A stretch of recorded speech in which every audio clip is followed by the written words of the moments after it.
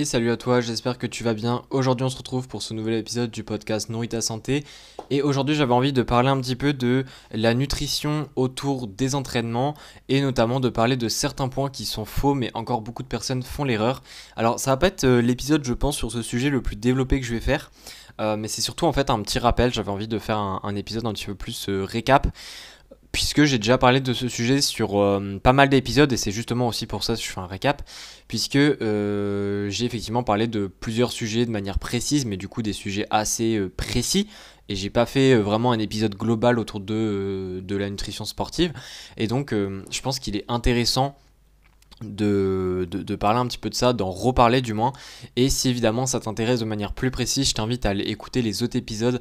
Je pense que tu as juste à marquer nutrition sportive, nourris ta santé, et ça devrait t'afficher les épisodes, mais j'ai effectivement déjà fait un épisode précis sur les pré-workouts, un sur le post-workout, également un sur est-ce qu'il faut prendre un intra-workout. J'ai parlé déjà de tout ça, mais j'avais envie d'un petit peu en rediscuter un petit peu plus de manière générale.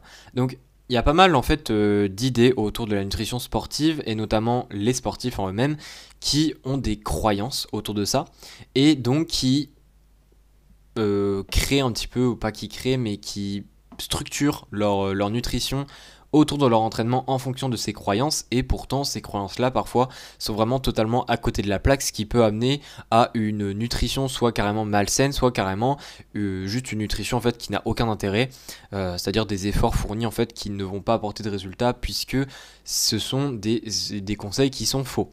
Donc y a pas mal de choses au final à discuter, hein, puisque évidemment quand on parle de nutrition sportive, il y a déjà toute la nutrition de manière globale, mais généralement ce qu'on parle le plus c'est évidemment le repas qui précède la séance et évidemment le repas qui suit la séance.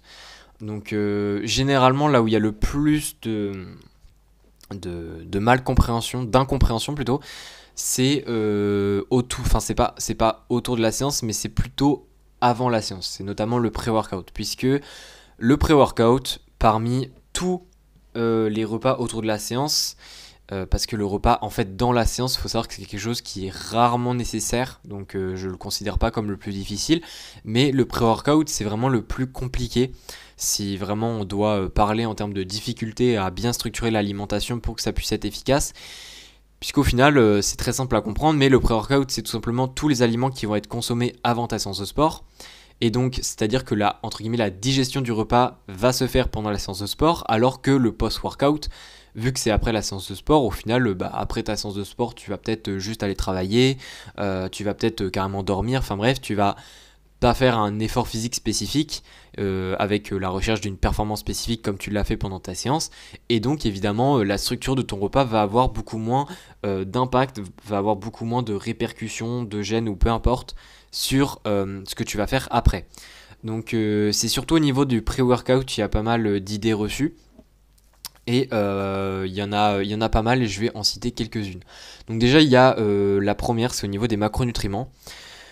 Au niveau du pré-workout. Alors, pour moi, le plus gros, et je vais parler surtout de celui-là, en fait, c'est au niveau des sports de force, surtout. Ce sont les personnes, en fait, qui se disent, je fais un sport de force, je veux prendre du muscle, imaginons. C'est le cas de beaucoup de personnes, donc je pense que ça peut parler pas mal. Je veux prendre du muscle, et donc, mon repas, avant la séance de sport, je dois manger des protéines. Voilà un petit peu la conclusion. Et donc, les personnes se retrouvent à prendre un shaker juste de prot, imaginons, et voilà, c'est bon, ma collation est faite. Le problème de ça, c'est que, bon, déjà, disclaimer, c'est pas une faute grave. Manger des protéines avant ta séance de sport ne va pas ruiner ta séance, mais c'est juste que tu peux faire mieux. Et tu peux faire pas mal mieux même. Et notamment pour les sports de force, manger juste des protéines avant ta séance de sport, c'est au final pas très intéressant. Parce que ce qu'on veut, nous, pendant notre séance de sport, c'est avoir, et pendant les sports, que ce soit de force ou d'endurance, c'est avoir suffisamment d'énergie à fournir à tes muscles, mais également à ton cœur, hein, si notamment l'effort est intense et qu'il y a pas mal de BPM, hein, c'est-à-dire de battements par minute. C'est important d'avoir de l'énergie, puisque si ton corps n'a pas d'énergie, je vois pas comment il pourrait impliquer suffisamment d'intensité pour que tu puisses suivre avec l'intensité même que tu dois te donner à ton entraînement. Et donc, les protéines, là où les personnes ont fausse, c'est que généralement elles se disent bah oui mais je veux prendre du muscle donc je mange des protéines avant ma séance, comme ça le fait que je vais casser mes muscles, etc. Enfin peu importe la façon qui dit ça, le fait que je vais stimuler mes muscles pendant la séance de sport, le fait que j'ai mangé des protéines avant, et bien ça va me permettre de gagner du muscle et de les reconstruire plus gros, etc. C'est généralement un petit peu l'idée que pensent les gens. Le problème c'est que ça se passe pas comme ça. Et en fait comme je l'ai dit, l'idée, par exemple, si on prend l'exemple d'une prise de muscle, c'est que on implique le maximum d'intensité possible pendant la séance de sport, de façon à ce que le stress mécanique sur nos muscles soit le plus gros possible, et que donc ce stress mécanique qui est le plus gros possible puisse nous permettre par la suite, donc avec notre alimentation qui va suivre, et j'ai bien dit suivre l'entraînement, nous faire prendre du muscle si évidemment l'alimentation est correcte et bien structurée par la suite. Mais au final, avant la séance de sport, qu'on ait mangé, bon là je vais dire n'importe quoi, mais c'est juste pour t'expliquer, qu'on ait mangé des lipides, des protéines ou des glucides, au final on veut juste de l'énergie nous. Et là tu vas peut-être te dire, ah bah du coup les lipides sont mieux, et la réponse est non. Puisque en fait ce qui est important en pré-workout, et c'est pour ça que c'est plus compliqué, c'est que à la fois on doit être en mesure de consommer de l'énergie pour qu'on ait de l'énergie durant la séance de sport pour la fournir à notre corps et donc avoir une bonne performance sportive.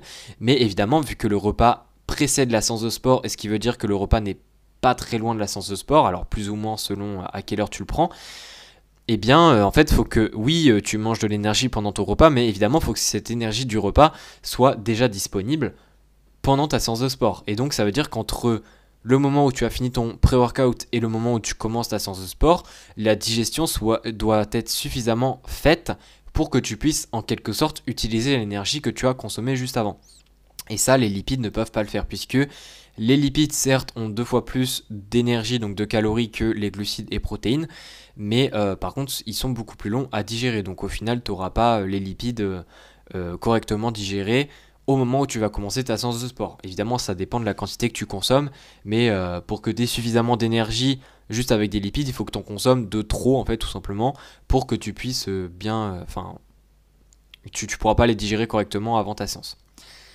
Et donc, les protéines, en fait, le problème des protéines, c'est que même si ça a autant de calories que les glucides, eh bien, on se rend compte que les protéines, en fait, n'apportent pas de manière aussi efficace de l'énergie à ton corps que les glucides. Parce que les protéines, ça sert principalement à un rôle structurel, à un rôle enzymatique, ce que tu veux, mais ça ne sert pas concrètement à donner de l'énergie au corps. Et donc, manger des protéines avant la séance est beaucoup moins intéressant que manger des glucides avant la séance, et c'est pour ça que juste prendre un shaker de protéines avant ta séance de sport, c'est pas intéressant, ou du moins c'est moins intéressant que de manger des glucides. Alors évidemment, selon l'heure à laquelle tu prends ton repas, c'est pas aussi simple que ça. Encore une fois, je t'ai dit, j'ai fait un épisode précis sur le pré-workout et notamment sur le timing du pré-workout. J'ai un peu donné mon âme, je crois, à cet épisode. Puisqu'il y a beaucoup de scénarios différents. Il y a le scénario où tu manges 3 heures avant, où tu manges que 30 minutes avant.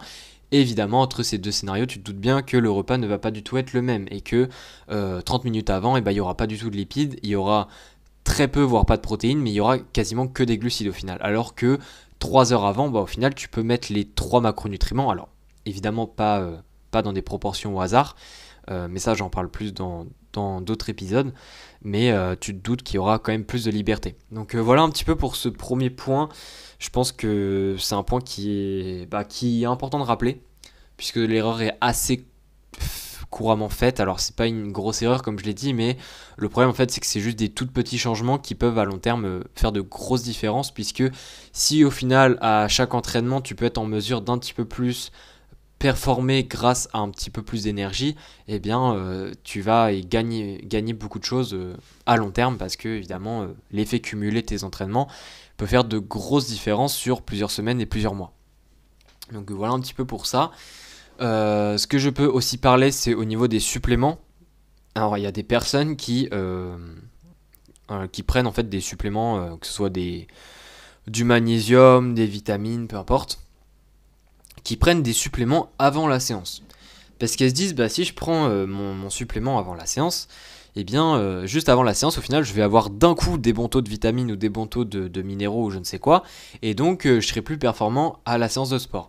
Alors en fait, prendre ton supplément avant ta séance de sport, c'est pas déconnant, c'est-à-dire que ça va pas vraiment t'apporter d'effets négatifs, mais le problème de penser ça, c'est que tu as des attentes en fait qui sont totalement fausses. C'est-à-dire que le fait de prendre, imaginons, un complexe multivitamine, donc des vitamines du groupe B, etc., avant ta séance de sport, en fait, ça va pas te donner plus d'énergie. Alors déjà, un point qui est très clair, c'est que quand on dit que les vitamines apportent de l'énergie, c'est faux, puisque de manière scientifique, les vitamines n'ont pas d'énergie. C'est-à-dire que l'énergie en nutrition, ce sont les kilocalories, et en fait, les vitamines et minéraux n'apportent pas de kilocalories. Donc concrètement, quand tu consommes des vitamines, tu n'apportes pas vraiment d'énergie. Mais évidemment, les vitamines, pardon, servent en tant que cofacteurs, coenzymes, etc. Et les minéraux aussi, dans des processus qui permettent de faire de l'énergie. Donc de manière très indirecte, oui, ils t'aident à avoir de l'énergie, mais c'est pas exactement ça. Mais pour en revenir au point, c'est que penser en fait que c'est en prenant ce supplément-là vraiment avant la séance que ça va tout changer, c'est totalement faux. Et le problème de ça en fait, c'est que les personnes après vont penser que le meilleur moment pour prendre un supplément, c'est au final avant ta séance de sport. Alors que imaginons si on prend le magnésium lui a peut-être vraiment un moment qui est plus intéressant pour le prendre, et notamment ici ça peut être avant de se coucher parce que ça peut aider pour certaines personnes à s'endormir. Alors c'est un petit peu débattu, il y a des personnes ça fait pas trop l'effet et d'autres si, mais là ça peut effectivement, le timing peut vraiment avoir un effet. Mais par contre, prendre des suppléments de vitamines ou minéraux avant ta séance de sport ne va absolument rien changer. Ce qui compte c'est vraiment le pré-workout, donc ça c'est... Voilà, ça c'est un peu une idée reçue et je pense que c'est toujours intéressant de vraiment faire comprendre en fait que ça ne va pas faire de différence. Après, je sais pas si je pense à un autre truc à dire. Euh, je pense qu'il y a un autre truc important à comprendre, c'est que le pré-workout, il y a beaucoup de personnes en fait qui pensent qu'un pré-workout c'est forcément une collation. Et ce que je veux dire par là en fait, c'est qu'il y a beaucoup de personnes qui pensent qu'avant ta séance, tu dois forcément prendre un repas ou prendre une collation dans l'heure qui précède ta séance ou dans les 2 heures qui précèdent. C'est-à-dire que si par exemple on dit à la personne qui croit à ce mythe-là, bah non, c'est pas grave, tu manges à midi, tu t'entraînes à 16 heures, t'as pas besoin de manger avant, c'est-à-dire entre midi et 16 heures, eh bien la personne va dire ah non, non, non, il faut que je mange avant, sinon ça va pas le faire, machin, machin.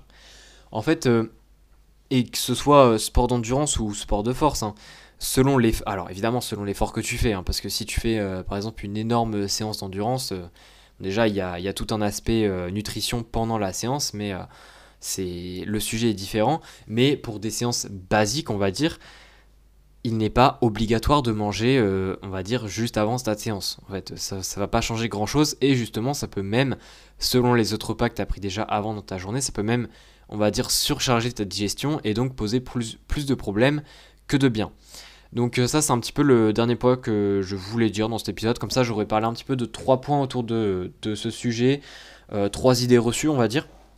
Et du coup le troisième que j'ai dit en gros c'est qu'il n'est pas nécessaire de prendre une collation juste avant ta séance de sport. Si tu as mangé un repas 3-4 heures avant, c'est totalement ok, et pour certaines personnes ça peut même être carrément plus intéressant puisque la digestion au moins aura eu le temps de se faire et donc tu seras beaucoup plus léger en quelque sorte, tu te sentiras mieux tout simplement.